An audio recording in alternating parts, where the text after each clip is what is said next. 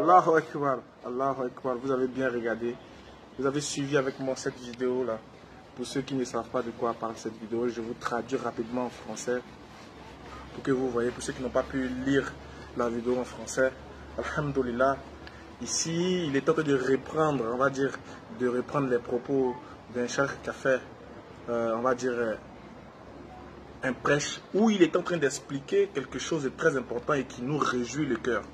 Dans le sens où il nous disait que lorsqu'Allah subhanahu wa ta'ala, le maître de l'univers, incontesté et incontestable, le véritable Dieu adoré, quand il parle des hommes dans le Coran, quand il parle des prophètes dans le Coran, quand il veut les citer, il les cite nommément, il les appelle par les noms. Ya Adam, Ya Moussa, Ya Moussa, il cite les noms des prophètes. Il les appelle directement. Mais il y a des passages dans le Coran, lorsque Allah subhanahu wa ta'ala veut s'adresser au noble messager Muhammad sallallahu alayhi wa sallam, il ne l'appelle pas directement par son nom. Dans certains passages, il dit Ya, ô prophète, ô mon prophète, ô mon messager, ô toi le revêtu d'un manteau. Allahu Akbar, Muhammad sallallahu alayhi wa sallam. Il est l'un des messagers d'Allah subhanahu wa ta'ala à qui Dieu a fait cette grâce et cette miséricorde-là d'avoir ce privilège d'être honoré. Et Allah, il dit dans le Coran que nous avons exalté pour toi, dans la tradition française, nous avons exalté pour toi ta renommée. Allah, il dit, le prophète Muhammad, son nom sera une renommée. C'est-à-dire que son nom sera perpétuel dans le cœur, dans les mentalités, dans les esprits.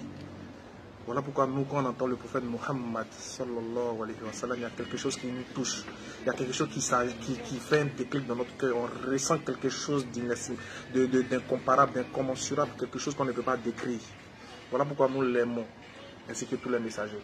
Mais lui, son amour nous donne encore un petit, c'est-à-dire quelque chose d'assez particulier. Tu sais, souvent tu aimes quelque chose, tu peux aimer tes enfants, mais parmi tes enfants, il y a quelqu'un qui te donne un peu plus, encore plus de vigueur dans l'amour que tu ressens pour lui. Tu peux avoir une femme, deux femmes, trois femmes pour les polygames, mais il y a une dedans là, quand tu la vois comme ça, là, tu dis, hé mon cœur, mon gnon.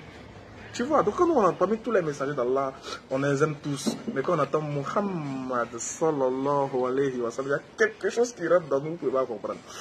Alors si tu es fier d'être musulman, si tu aimes les messagers d'Allah, Muhammad sallallahu alayhi wa sallam, écris un commentaire, laisse un commentaire.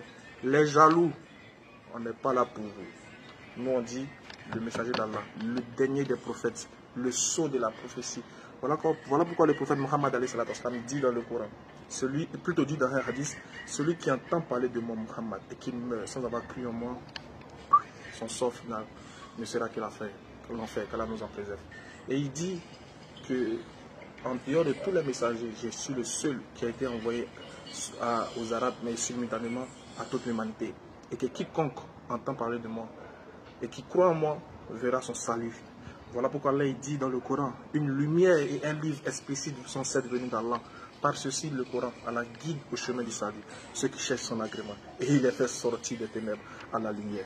Ah, Muhammad, je t'aime Muhammad. Nous t'aimons Muhammad.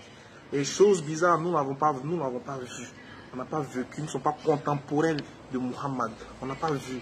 Mais quand on entend son nom, on ressent des frissons. Il y a quelque chose qui nous touche.